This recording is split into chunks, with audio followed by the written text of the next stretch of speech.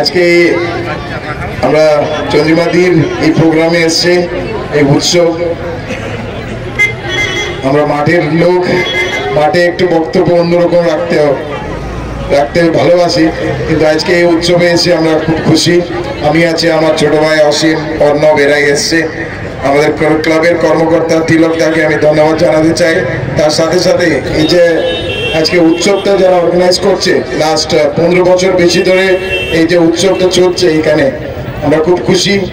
পারলে আরেকদিন ঘুরে যাব, এটা খুব ভালো একটা উদ্যোগ।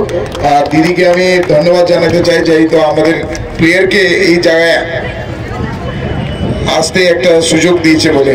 once again to the organizing committee and to the entire club officials যারা যারা এই উৎসবে সঙ্গে জুড়ে আছে, so I wish them all the very best and my good wishes to them and may you have a successful utsav. Thank you so much.